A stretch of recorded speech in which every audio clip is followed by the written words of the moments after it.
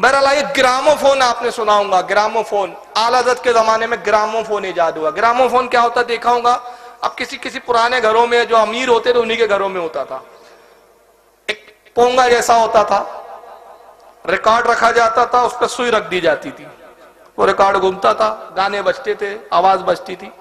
اعلی حضرت کے زمانے میں گراموفون ایجاد ہوا تو اعلی حضرت سے کسی نے سوال کر دیا۔ سوال یہ کیا کہ حضور گراموفون میں اگر قرآن ریکارڈ کیا جائے تو اس کا سننا کیسا، نعت ریکارڈ کی جائے تو اس کا سننا کیسا؟ اب سوال تو اتنا ہی تھا، اعلی حضرت کو چاہیے تھا ایک چھوٹا سا جواب دے دیتے کہ بھائی جائز ہے یا ناجائز ہے، مگر اعلی حضرت کی شان دیکھے، گراموفون پر پورا ایک رسالہ لکھ ڈالا۔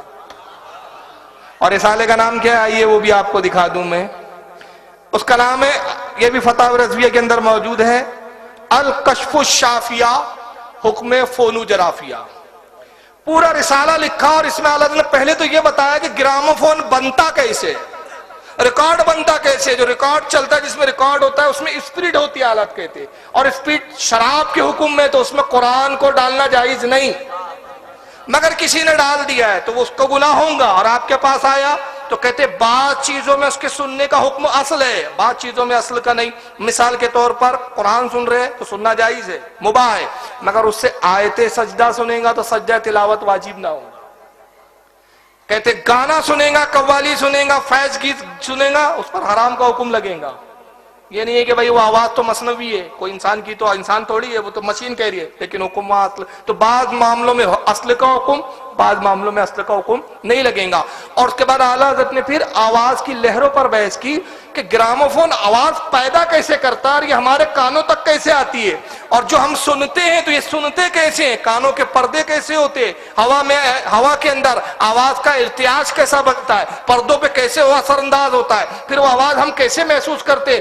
پورے علم صوتیات جس کو کہتے ہیں، ایک پورا علم ہے علم صوتیات جس کو فونیٹیشین سائنس کہا گیا انگلش میں، پورے فونیٹیشین سائنس کی گتھیوں پر باریکیوں پہ گفتگو کی اعلیٰ حضرت۔ تو یہ فونیٹیشین سائنس پر کتابیں اعلیٰ حضرت کی۔ اور آئیے ایک چیز، پانی کا رنگ کون سا ہوتا ہے؟ پانی کے رنگ کے اوپر 3 نظریے ہیں، اور یہ پہلے کے علماء کے، آج کے نہیں، اعلیٰ حضرت سے کئی سو سال پہلے کے علماء ہیں۔ 3 نظریے۔ پہلا نظریہ، پانی کا کوئی رنگ نہیں ہے، کلر لیس، کوئی رنگ ہی نہیں ہوتا۔ اور یہ نظریہ کس کا ہے؟ حضرت علامہ احمد بن ترکی مالکی رحمت اللہ تعالی علیہ، بہت بڑے امام ہے اپنے وقت کے، عالم ہے۔ دیکھیں تحقیق کی بات ہے، اس سے کسی کی تنقید میرا مقصود نہیں ہے، نماز اللہ کسی کی تذلیل، یہ تو ہمارے امام ہے بھائی، لیکن اللہ جس کو جو بصارت دے دے علم میں، اس کی الگ بات ہے نا۔ دوسرا نظریہ پانی کے بارے میں، پانی کا رنگ سفید ہے، اور یہ نظریہ ہے حضرت علامہ یوسف بن سعید اسماعیل مالکی رحمت اللہ علیہ کا۔ وہ کہتے پانی کا رنگ تو ہے مگر کون سا کلر ہے؟ سفید۔ اور تیسرا نظریہ ہے کہ پانی کا رنگ کالا ہے، پانی کا ایکچوئل رنگ کون سا ہے؟ سیاہ، کالا۔ اور یہ نظریہ حضرت علامہ صفتی رحمت اللہ تعالی علیہ کا۔ اعلیٰ حضرت نے اپنے پہلے کے 3 نظریوں کا رد کر دیا، اور رد کر کے تحقیق پیش کی کہ پانی کا رنگ نہ سفید ہے، نہ کالا ہے، نہ وہ کلر لیس ہے، رنگ ہے مگر کالا بھی نہیں ہے، کلر لیس بھی نہیں ہے۔ مگر آئیے ان علماء کے دلائل دیکھیں، اور پھر اعلیٰ حضرت ان دلائل کا جواب کیسے دیتے ہیں۔ پہلا نظریہ پانی کا یہ تھا کہ اس کا کوئی رنگ نہیں، اور یہ نظریہ تھا علامہ احمد بن ترکی مالکی رحمت اللہ علیہ کا۔ تو وہ دلیل یہ دیتے ہیں کہ پانی کا رنگ نہیں ہوتا، کلر لیس ہوتا ہے پانی۔ وہ کہتے ہیں اس لیے کہ پانی جس برتن میں بھی رکھا جائے وہ برتن کے رنگ کو پانی قبول کر لیتا ہے۔ مثال کے طور پہ ہرے برتن میں آپ پانی ڈالیں تو پانی آپ کو کون سے کلر کا دکھیں گا؟ ہرا دکھیں گا۔ نیلے برتن میں ڈال دیں آپ تو نیلا دکھیں گا، بلکہ پانی میں جو رنگ ملاؤ پانی اس رنگ کا ہو جاتا ہے۔ تو گویا وہ اپنا کوئی رنگ نہیں رکھتا، پانی بڑا لطیف ہوتا ہے، لطافت کی وجہ سے ہر رنگ کو قبول کر لیتا ہے۔ اعلیٰ حضرت حدیث سے جواب دیتے ہیں، کہتے ہیں کہ آپ کیسے کہتے ہیں کہ پانی کا رنگ نہیں ہوتا، حالانکہ حالت سے بہت پہلے کے، لیکن ان کو مخاطب کر رہے ہیں۔ کہتے کیا یہ حدیث آپ کی نگاہ سے نہیں گزری کہ اللہ کے نبی نے فرمایا وضو کے پانی کے تعلق سے کہ جس پانی میں 3 چیزیں تبدیل ہو جائے، جس پانی میں تغیر ہو جائے وضو کے لائق نہیں۔ پہلا سرکار نے فرمایا اگر پانی میں بو آ جائے وضو کے لائق نہیں، پانی کا مزہ بدل جائے وضو کے لائق نہیں، اور تیسرا پانی کا رنگ بدل جائے تو مطلب پانی کا اپنا رنگ ہوتا ہے اور وہ بدل جائے تو وضو کے لائق نہیں. تو اگر رنگ نہ ہوتا تو آقا کیوں کہتے رنگ بدل جائے؟ تو مطلب رنگ ہوتا ہے اس کا. اب کوئی تو رنگ ہوتا ہے تبھی تو بدلا ہے. اچھا اس میں ایک بڑی پیاری بات یاد آ رہی ہے, آپ سن رہے ہیں. آپ وضو بناتے ہیں, سب سے پہلے وضو میں کیا کرتے ہیں؟ آپ ہاتھ دھوتے ہیں, پھر کلی کرتے ہیں, تیسرا ناک میں پانی ڈالتے ہیں. اچھا وضو میں فرض کتنے ہیں اور 4 کون کون سے فرض ہیں؟ چہرہ دھونا, ہاتھ دھونا, مسح کرنا, پیر دھونا. اور یہ 3 جو چیزیں آپ نے پہلی بتائی, ہاتھ دھونا, ناک میں پانی ڈالنا اور کلی کرنا, یہ فرض ہے کہ سنت؟ اور سنت وہ ہے جو آقا نے کیا, فرض وہ ہے جس کا اللہ نے حکم دیا. تو حکم خدا پہلے ہونا چاہیے تھا, رسول کی ادا بعد میں ہونا چاہیے تھا, ہے نا؟ مگر سنت پہلے ہے اور فرض بعد میں. پہلا فرض ہے چہرہ دھونا, تو آپ چہرہ نہیں دھو رہے ڈائریکٹ, بلکہ پہلے ہاتھ دھو رہے ہیں, پھر کلی کر رہے ہیں, پھر ناک پہ پانی ڈال رہے ہیں, آپ فرض ادا کر رہے ہیں. تو ایک صاحب کے ذہن میں خیال آ گیا کہ یہ کیا بات ہے, اللہ کا حکم تو بڑا ہوتا ہے, تو اللہ نے جو اپنے بندوں پہ حکم نافذ کیا اسے پہلے لانا چاہیے تھا, سنت کو بعد میں. تو یہ کیا بات ہے کہ پہلے سنت اور بعد میں جو ہے فرائض؟ تو اس نے علماء سے پوچھنا شروع کیا, تو ہر عالم یہی جواب دیتا, بھائی اللہ کا حکم ہے مان لیجیے, رسول اللہ نے ایسا ہی وضو کر کے بتایا ہے ویسے ہی کرنا ہے. وہ مطمئن نہیں ہوتا, کہتا مجھے عقل سے سمجھاؤ. تو کوئی عقلی طور پہ اس کو سمجھا نہیں پا رہا تھا, یہاں تک کہ بریلی شریف آتے ہیں ان شخص. تو اتفاق کی بات کہ اعلیٰ حضرت نماز ظہر کے لیے اپنی مسجد میں گئے اور وضو بنا رہے ہیں. یہ اس وقت پہنچے, سلام کیا, السلام علیکم, کہا حضور ایک مسئلے کے لیے حاضر ہوا ہوں, نماز کے بعد اگر وقت عطا فرما دے تو بڑی نوازش ہوں گے. حضرت نے فرمایا پوچھئے کیا پوچھنا ہے؟ کہا حضور مسئلہ بڑا پیچیدہ ہے, بڑے بڑے علماء سے پوچھا کوئی جواب نہ دے سکا. حضرت فرماتے آپ پوچھئے تو, اگر مسئلہ مشکل ہوا تو نماز کے بعد بتائیں گے, آسان ہوا تو ابھی فقیر عرض کر دیں گے. وہاں مشکل کوئی تھی ہی نہیں. وہ سوچنے لگے کیسے بتا دیں گے, اتنے بڑے بڑے علامہ نہیں بتا سکے. تو انہوں نے پھر بھی پوچھ لیا. جب اعلیٰ نے کہا حضور یہ میرا سوال ہے کہ پہلے سنت کیوں اور فرض بعد میں کیوں؟ پہلے فرض ہونا چاہیے, سنت بعد میں. تو اعلیٰ مسکرا کے کہتے بس اتنا تھا مسئلہ؟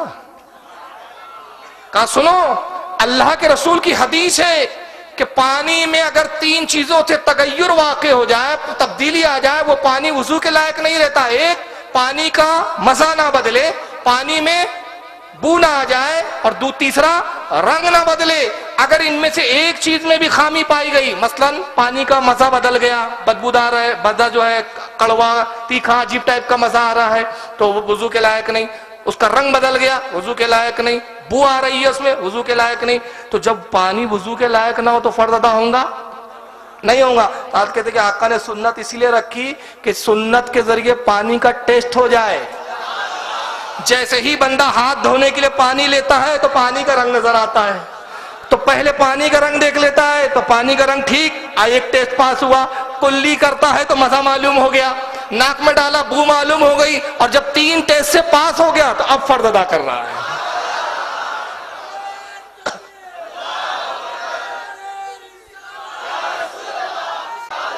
خیر ایک بات سنیں, یہ اعلیٰ حضرت کے لیے کوئی بڑا مسئلہ نہیں تھا. ایک شام کے بزرگ آتے اعلیٰ حضرت سے ملاقات کے لیے. شام جس کو اب سیریا کہا جاتا ہے, بہت دور ہے, یہ ہمارے ہندوستان سے بہت دور ہے. سیریا سے حالات کا بڑا چرچا سنا, کہا چلو حالات فاضل بریلی سے ملاقات کرے. سفر کرتے ہوئے وہ ملک شام سے سیریا سے آئے. جب پہنچے تو ظہر کا وقت تھا, اور گرمی کے دن تھے, تو گرمی کی وجہ سے پانی کا لیول بہت ڈاؤن ہو چکا تھا. کنویں اس زمانے میں تو کنویں اور بورویل سے پانی لیے جاتے تھے. آج بھی یو پی کا اکثر علاقوں کا وہی حال ہے, کچھ ترقی یافتہ شہروں کو چھوڑ کر, کہ بورویل ہی استعمال ہوتی ہے وہاں پانی, اور کنویں استعمال ہوتے ہیں. تو پانی ان کو جب وہ آئے تو اتفاق سے ظہر کی اذان ہو رہی تھی, تو انہوں نے خیال کیا کہ پہلے نماز پڑھنا چاہیے, اس کے بعد اعلیٰ حضرت سے ملاقات کریں گے. یہ تو غیر مناسب ہے کہ نماز چھوڑ کر اعلیٰ حضرت سے ملاقات کرنے جائے, اور پھر خود اعلیٰ حضرت بھی نماز کے لیے مسجد میں آتے ہی ہوں گے. تب وضو کے لیے پانی کے لیے جب مسجد میں آئے تو لیدر اس میں پانی بھرا ہوتا ہے, ٹانگ لیتے ہیں کاندھے پہ, اجمیر میں ملتا ہے, ہاں اس کو مشک بولتے ہیں. تو بہرحال وہ اس میں پانی لے جا رہا ہے بچہ, وہ کہیں سے, اب وہ وہیں کا رہنے والا تھا, اس کو پتا تھا کس کنویں کا پانی اور کہاں سے. تو پانی لایا, تو انہوں نے دیکھا پانی دکھا تو بڑے خوش ہو کے, اے بچے رکو رکو رکو, یہ وضو کے لیے ہمیں پانی دے دو بیٹا, بڑا احسان ہوگا. بچے نے گور کے دیکھا, کہا اب عالم ہے, کہا میں عالم ہوں. بچے نے دیکھا اور غصے میں چلا گیا, غصے سے دیکھ کر چلا گیا اور گھر میں گیا. کہا عجیب بچہ ہے, دکھ تو رہا ہے مسلمان کا, سر پہ ٹوپی لگی ہے, ٹوپی سے سمجھ میں آ گیا بچہ بھائی مسلمان کا ہے, بڑا بدتمیز ہے, وضو کے لیے پانی مانگا پانی نہ دیا. چلو بہرحال انہوں نے بیچاروں نے تیمم کیا, اعلیٰ حضرت فاضل بریلوی مسجد میں تشریف لائے, انہوں نے نماز پڑھی, حالت کی ابتدا میں ملاقات ہوئی, اعلیٰ حضرت اپنے ساتھ گھر لے کر آتے ہیں. بٹھایا, بات چیت ہو رہی تھی, تو آپ نے پھر گھر کے اندر آواز دی کہ کچھ ناشتہ وغیرہ کچھ کھانے کی چیزیں لاؤ. تو وہی چھوٹا بچہ لے کر آتا ہے. کون چھوٹا بچہ؟ وہ جو پانی لے گیا تھا, پانی دیا نہیں تھا ان کو, ملک شام کے بہت بڑے عالم تھے وہ. تو انہیں دیکھا, کہا ارے یہی تو بچہ ہے جس نے پانی نہیں دیا, بڑا بدتمیز بچہ ہے یہ. حالت کہتے ہیں کہ یہ کون ہے؟ کہا یہ ہمارے نوکر جو ہمارے خادم جو ان کے صاحبزادے. ابھی چونکہ ہمارے خادم صاحب کی کچھ طبیعت علیل ہے تو یہ چھوٹے میاں کچھ کام کر لیتے ہیں چھوٹے موٹے. کہا حضور آپ کے گھر کا خادم, اس کا بچہ, بڑے افسوس کی بات ہے, یہ انتہائی بدتمیز بچہ ہے. کہا کیا ہوا؟ کہا حضور یہ مشکیزے میں پانی لے جا رہے تھے, میں نے وضو کے لیے پانی مانگا, دیا نہیں صاحبزادے نے, بڑے غصے سے چلے گئے. حالت تو سمجھ گئے, مسکرا دیا, کہا کہ انہی سے پوچھ لیجئے پانی کیوں نہیں دیا. تو پوچھا بھائی بچے سے کہ آپ نے پانی کیوں نہیں دیا؟ تو کہا حضرت آپ کو خیال ہے میں نے ایک چیز پوچھی تھی آپ سے کہ آپ عالم ہیں؟ تو آپ نے کہا تھا ہاں میں عالم ہوں. تو کہا اس سوال سے اس کا جواب کا کیا تعلق؟ کہا اسی سے تعلق ہے, آپ عالم ہیں اور آپ کو در مختار کا اتنا چھوٹا سا مسئلہ بھی نہیں معلوم کہ نابالغ بچے سے وضو کا پانی لے کر وضو کیا تو وضو نہ ہوگا, اتنا سا مسئلہ نہیں معلوم.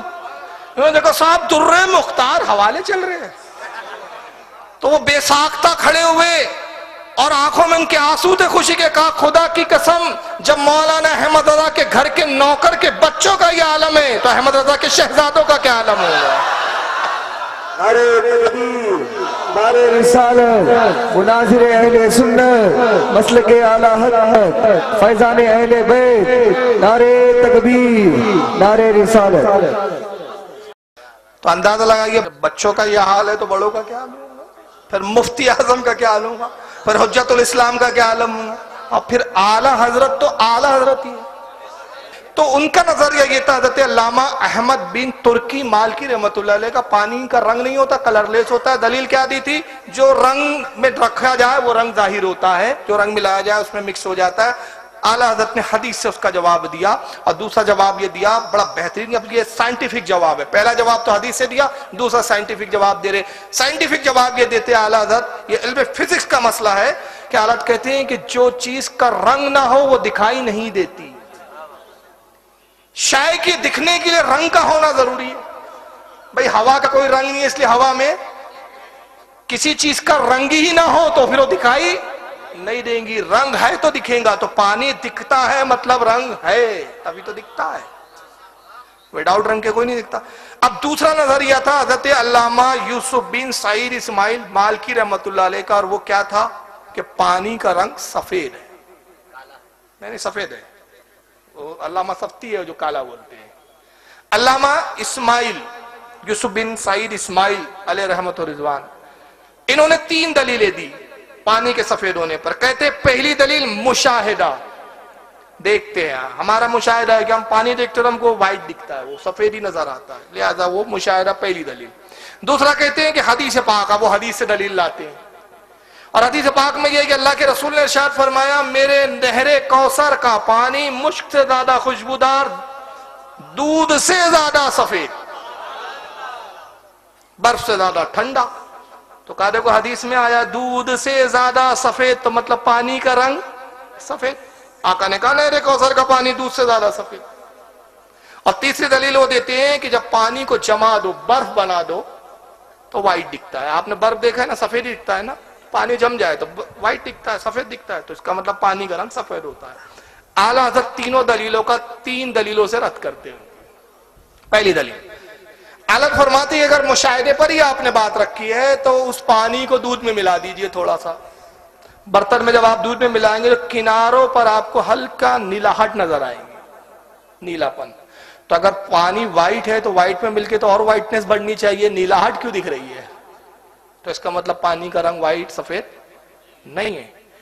اور دوسرا اعلیٰ حضرت فرماتے ہیں کہ آپ نے کوثر کی نہر کی مثال دی, نہر کوثر دنیا میں نہیں ہے، جنت میں ہے، وہاں کے احکام ہی الگ ہے۔ اور حدیث کے ایک حصے کو لیا، پورے حصے کو نہیں لیا آپ نے، جبکہ حدیث میں یہ بھی ہے کہ میرے نہر کوثر کا پانی مجھ سے زیادہ خوشبودار، جبکہ ہمارے دنیا کا پانی مجھ سے زیادہ خوشبودار، پانی میں خوشبو ہی نہیں ہے۔ اور آپ کہتے ہیں وہاں کے احکام ہی الگ ہے، وہ وہاں کے پانی کی بات ہو رہی ہے، اس کا رنگ وہاں کا سفید ہے، جیسے ہمارے دنیا کی آگ کس رنگ کی ہے؟ لال۔ اور جہنم کی آگ کے بارے میں آقا فرماتے ہیں کہ تارکول ڈامر کو بولتے ہیں، آپ کیا ڈامر ہی بولتے پہلے لالا جاتا ہے؟ آقا کی حدیث ہے، سرکار فرماتے ہیں صلی اللہ علیہ وسلم کہ جہنم کی آگ تارکول یعنی ڈامر اس سے بھی زیادہ سیاہ اور کالی ہے، کالی آگ ہے وہاں کی۔ اور جب دنیا میں اللہ نے آگ کو بھیجا، حدیث پاک میں ہے کہ 70,000 یا 70 مرتبہ نور کے دریا میں اس کو ڈبویا گیا، دھویا گیا، تب اس لائق ہوئی کہ دنیا میں آ کے کام آیا ہمارے۔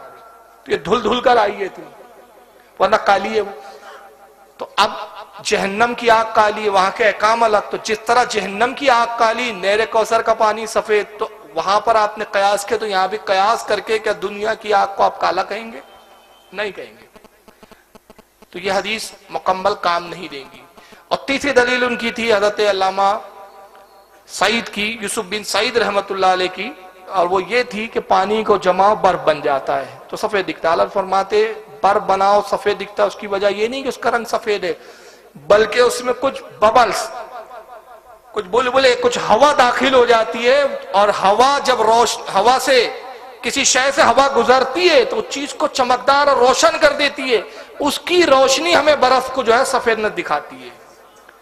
اور اگر جمنے پر ہی سفید دکھنا دلیل ہے کہ پانی سفید ہے، تو خون کس رنگ کا ہے اور جمنے کے بعد کیسا دکھتا ہے؟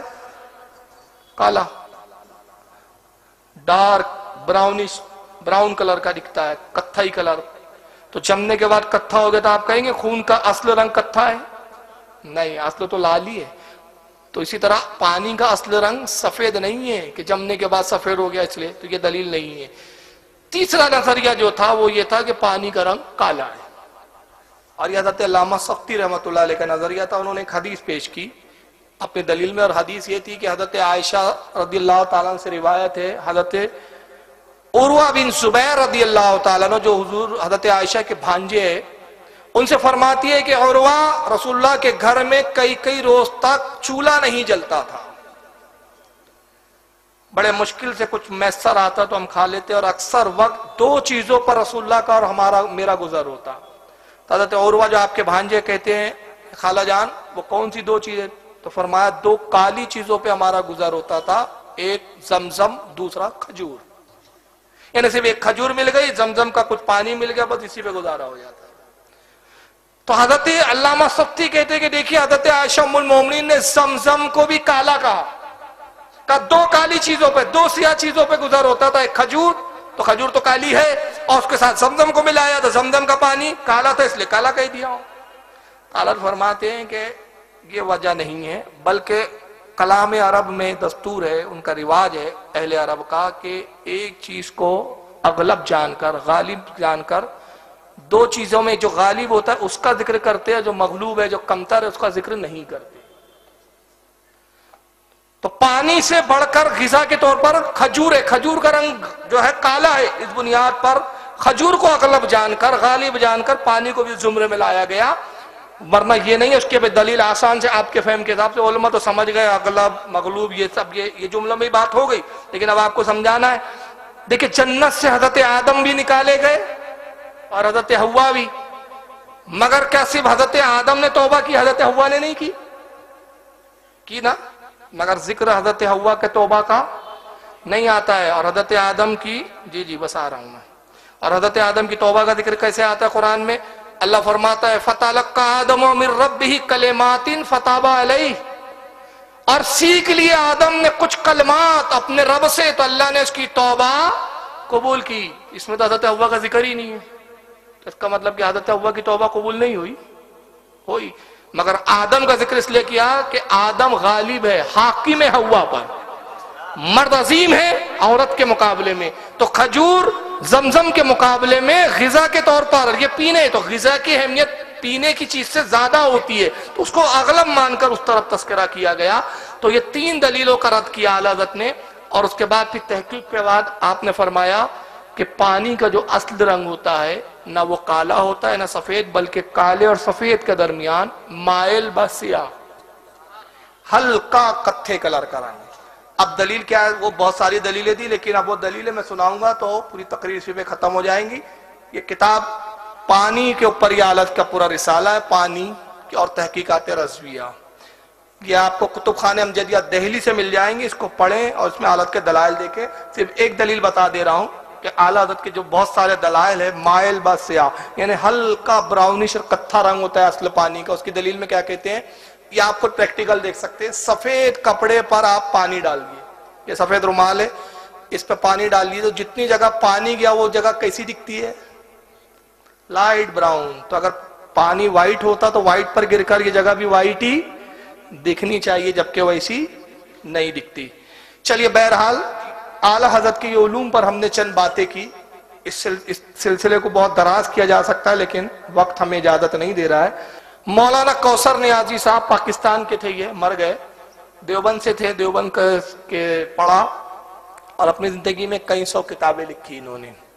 اعلیٰ حضرت سے پہلے بڑا بغض و حسد رکھتے تھے، کینہ رکھتے تھے، بعد میں جب حالت کو پڑھا تو حالت کے بڑے مدخواہ ہوئے اور اعلیٰ حضرت کی تعریف میں تقریریں بھی کرنا شروع کیا، اور یہاں تک کہ پھر اعلیٰ حضرت کی تعریف و توصیف میں کتاب بھی لکھ دی۔ کتاب کا نام ہے امام احمد رضا۔ اور کوثر نیازی صاحب پھر ایک بار حیدرآباد آئے، اور حیدرآباد آنے کے بعد انہوں نے اعلیٰ حضرت فاضل بریلوی کی تعریف میں ایک بڑی لمبی چوڑی تقریر کی، 1.5 گھنٹے کی، جو نیٹ پر موجود ہے۔ اس تقریر کے میں چند جملے سنا رہا ہوں اور اسی پہ اختتام کر رہے ہیں کہ آپ خود دیکھیں کہ اعلیٰ حضرت کی شان و عظمت کا اعتراف ہم ہی نہیں بلکہ خود غیر بھی کر رہا ہے، مجبور ہے کرنے کے اوپر۔ آئیے کوثر نیازی کی تقریر سنیں۔ کہ ایک ایسی شخصیت کے بارے میں مجھے اظہار خیال کرنا پڑ رہا ہے جو بڑی پہلودار ہے، بڑی متنوع ہے، بڑی ہمہ صفت موصوف ہے، ہمہ جہت ہے، مجموعہ خوبی ہے۔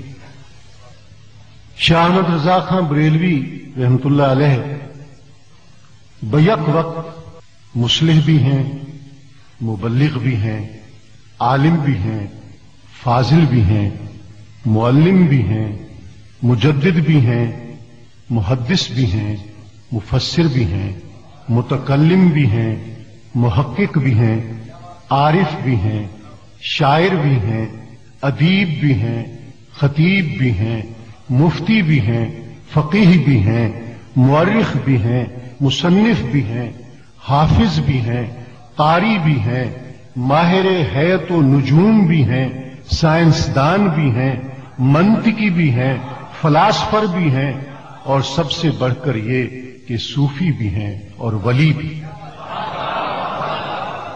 میں دعوے سے کہتا ہوں کہ امام کی کتابوں کی شان یہ ہے کہ ان میں جو علوم ہیں ان کتابوں کی ہر صفحے سے اس دور کی ایک کتاب بن سکتی ہے۔